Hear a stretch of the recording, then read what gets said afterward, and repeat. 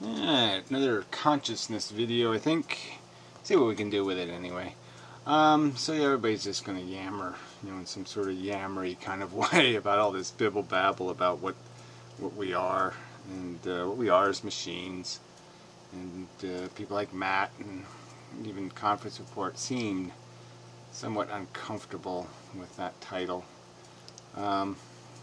It's a mechanism, and it follows rules, and it's all quite understandable. And so anyway, To Be Serious has expanded her question to conceptualizing this idea that how do you go from just plain matter to matter that contemplates contemplating. yeah, right. So what? Any contemplation is kind of bizarre. Yeah, okay, it's bizarre that we are conscious in the sense that we have this thing going on inside of our brain. This reality engine. It just seems like it's a reality engine. It's not like a fake engine. It's like a reality engine. Like we are more, I feel, more real than the physical stuff around me that's not doing this reality engine thing, that isn't running one of these machines, these brain things. So it's the theater is more real, than the play, than the reality it's metaphoring, or the story it's telling. It's like the story, it's like the movie is more real than the reality it's portraying, or something like that. But that's what we've sort of gotten to. But it is just an illusion. It's one hell of an illusion, but it's just something created in this space, this mechanism of neurons and data inputs has created the illusion of it. But it's not a. It's just a machine, and what it produces is the illusion of reality. Pretty much. So anyway, I would argue that we have these senses, and that the sixth sense is the projector of your mind, superimposing, and combining the five senses with its other influences. So anyway, let's just start from the beginning now. So in the beginning, there was, let's just make it really simple. Let's start to, let's not go all the way back to the DNA molecule, but let's start with like a paramecium or something. Some sort of little buggy. And, they have some senses. So they got little radars of some kind. They pick up chemistry. And they have movement. They can stretch, their bodies can move, and, they can wiggle. So they can react. So they have input and output, right? And that all we got. We got inputs and we got outputs. And so that's what these machines do, right? So part of the device is basically just mechanisms that are sensing the world, okay, coming up with a reaction. And then the output is some kind of reaction. Some kind of body part does something. So information, chemistry is happening out here, sunlight, whatever it is, and there's a just pretty mechanical reaction. Some part mechanically reacts in a pretty hard programmed way. Okay, it's always going to react the same way. The same conditions exist, or very similar conditions exist. You'll get the same reaction. They're easily fooled. Their senses, parameciums, these do have, they have the unique, not unique, but they have a standard operating procedure where, whenever they bang into something, they move, 3 steps back, and then turn a quarter turn, and then move forward again. And so, that's their programming. So they're programmed just like a clock. It just orients them. So, well, bang into something, then back up, bang into it, back up, bang into it, back up, bang into it, back up, and then you'll be going this way, and you'll be free. So this is basically how they function. It's not that complicated. So it's very simple. Input comes in, triggers an output. Now, originally, this stuff was all just chemistry. So there would just be a chemical, like, the that you could almost look at an organism, say it had a head and it had a tail. You could almost separate the two, and you can almost say that the head would produce a piece of chemistry. It would free a whatever kind of molecule. You could even say a nicotine molecule, and it would shoot it to the tail, or it would just shoot it out. It would just pop out of a sense organ, and it would just float around, and then there would be another sense organ in the tail that when a nicotine thing hit it, it would wiggle the tail. So it was just that'd be the simple chemical reaction. So eventually this became, just because chemistry is kind of slow, this became electrical, and the neuron was invented. So you had a cell called a neuron that could just, it could be a pretty long little neuron sometimes. And so something could happen here, and an electrical stimulus would go down the neuron, and it would trigger a little bit of chemistry down here. And so it was very quick, almost instantaneous, the travel of this little electricity. So something happens here, a little electric current's created, and you get a reaction here.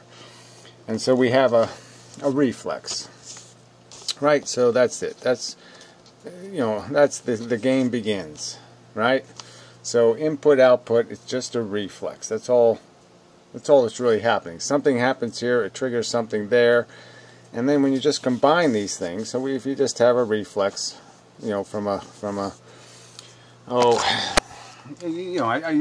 don't need to make it complicated, but you can just see that it's all little knee-jerk. So you could just have an organ that's like an eye that maybe just sense light and dark, and that's all it does. So when it's light, it's on. When it's dark, it's off. And so you could just have that one little trigger, and then that you could have like 6 of those, let's say. Okay, so you're analyzing different circumstances. So when they're all off, it's nighttime, and so there could be another organ that just senses all of them.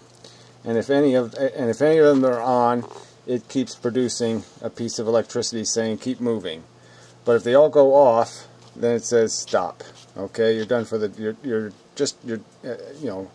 you're done. Yeah, that's right. You're done for the day, and the thing would just shut down. And so that would be the input comes in.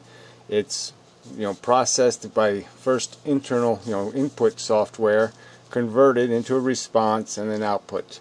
Okay, and the outputs can get fancier and fancier. So instead of just a tail wiggling, the knee can jerk, or you can have more and more complex reactions to the input. Much like the paramecium having the procedure, the in-program procedure of doing the same mechanical process. So you can have mechanical outputs, and you can have mechanical inputs that are in themselves brains of a way. It's a node of action. So you could call it an action node. You could call it, what else could you call it? But it's like a little mini brain of programming. Alright, so that's what our senses basically are. So now our eyes see stuff, our brain interprets it, a piece of our brain, and creates a coherent, some kind of image thing that comes out. So there's an input and an output out of that one piece of our brain. And the same thing for our other senses. So touch and hearing and sound are all pre-brained. Okay, the brain processes the raw materials and turns it into a more coherent bit of data, and then that data goes into another pre-brain, let's say another node, another action node of brain that probably incorporates, does the processing to see what kind of patterns does this match? Does this match? So this could be even the memory brain or some other piece of the brain, but another piece of processor. And then, what consciousness basically is so I would argue this is the input part. This is the input half. Okay, so the input is basically all the sense data. First, it's made coherent by the little brains here, the little centers of your brain, and then the entire mass is brought in, and added to it is this idea of memory. So you could almost just say that the let's just get rid of this and just have memories over here. But anyway, you can just get the idea that all the input comes in, and then added to it is this memory function. What does it sound like? What does it remind me of? What is the, our brain connects it to what it stored from previous conscious experiences. So their conscious experiences are stored in memory as data, and that data has probably subconscious elements, but it doesn't, I don't want to get too deep into this. And it just does some data matching. And so that's here. And then all that's going to happen the next time is there's this other half of our brain that's doing exactly the same thing. It's again memory processing, alright, of reactions. And it'll do the same thing in the sense that we have subroutines of reflexes. So we have, if you learn how to throw a baseball, this becomes this is your baseball reaction. You know how to throw the baseball. You learn how to drink tea with your pinky out, so this is pinky outing. And this is, so you have all these little subroutines that are tied to this response brain. And so all that's really going to happen is that this brain is going to process, it's going to come up with some sort of memory interaction or influence. It's going to get reprocessed into a new image of reality. Okay, so it has the sense data plus the imaginary emotional data and other kind of references.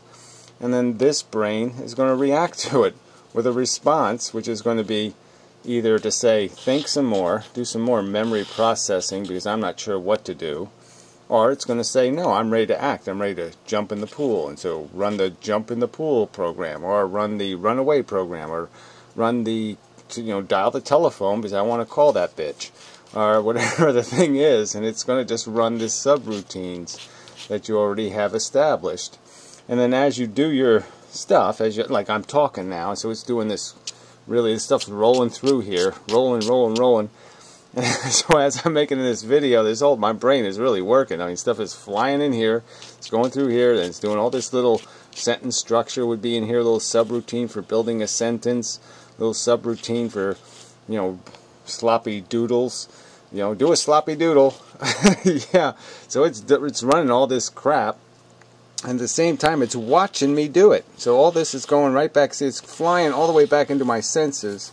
So it's going in all the way back through my senses. I'm watching myself do it. I'm feeling myself do it. I'm hearing myself do it. All of this data is coming right back in here again. And it's reprocessing it and saying, oh, you did that well or you did that badly. Because it has memories of what a good job is, what a good drawing is. Oh, and saying, oh, what a shit drawing this is. But it's saying, well, it's sort of good because it's sort of got this thing's happening, so you got that part right, and you got the little brain part right. So it's saying, yeah, some of this makes a lot of sense, so some of it's not too bad, but it's generally kind of sloppy, and it could use more colors, and and so my brain is processing what I'm doing, and then reacting to it in my standard personality kind of way. So I have this standard, what I have become as a conditioned organism. So this is my conditioning. My culture, my intelligence, my education, my emotional disposition, based on how I've been treated as a person from the time I was a kid, and whether I'm reactionary, or I'm too hostile, I'm too angry, I'm too all that crap is in here, and it's all part of the nuance of my reaction. And but yeah, it's all kind of standard programs. These are all programs that are pretty hard. Once they're established, you don't kind of deviate from that conditioning thing. And then you have this abstract thinking thing, where you can just keep, thinking, that your brain just says, look at it some more, look at it some more, look at it some more. And so even though something's conditioned, you could almost say, hey, I can think about it. And by thinking about it, I can say, no, let's rewrite that program. That conditioned program is shit. So it's almost like right in here, your brain is doing this processing, and it can be saying, well, look, I can come up with a better way to do that. And so it can override this conditioned thing and say, no, let's learn how to throw the baseball underhand, or let's learn how to throw it sidearm. And so your brain can change, can start reconditioning you into a new mode of reaction. Or I can just try it, just experiments with things and sees how it works out. And if it works out in the real world and you get rewarded, and it remembers that you got rewarded because that's a conscious event, so it's part of your memory. And so when this stuff comes in, your memory is going to be aware of, hey, it really worked well that last time I got rewarded, people treated me nice, blah blah blah, so that worked out well. And so you have that good positive reinforcement for a standard program that you rewrote over here. So now you have a new program that's getting stronger in your conditioning. It's part of your memory, but it's getting stronger as a reaction because it worked. So anyway, but that's it. That's all. That's what we are.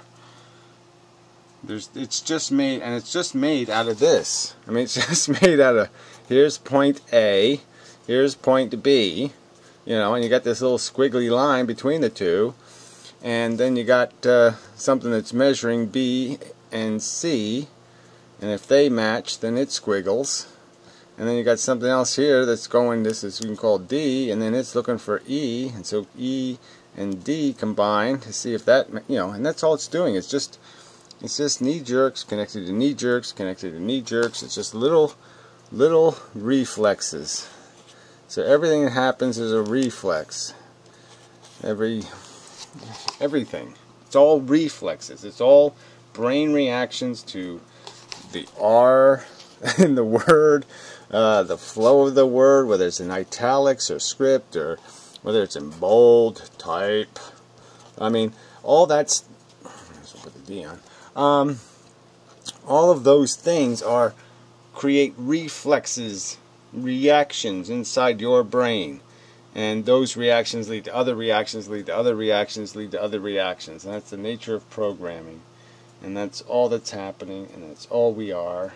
And this part right in here is very interesting. The space between your output brain and your input brain. Okay, that's the interesting place. That's where all this crap is coming in, and then all this output data is going right the hell back in again. It's this feedback thing that's probably the nature of consciousness. Feelings are created, and then they're thrown right back in your face. Well, I mean, obviously they're thrown in your face. They're thrown right in front of your sense perception, in a sense. They are your sense perception. They're an immediate reaction to what's around you. That's probably enough. Horribly cold out there. Yeah, it's minus 20 Celsius. Yeah, isn't that's just, yeah. So, I mean, it's climate change. Yeah, it's climate change now. Or, isn't that what, yeah, climate change, that's what they use when the warming seems like cooling. But, man, the weather's fucked up. There's actually going to be a day this week where it's going to go from 50 degrees during the day to 0 at night. Now, that's fucked up. Very fucked up.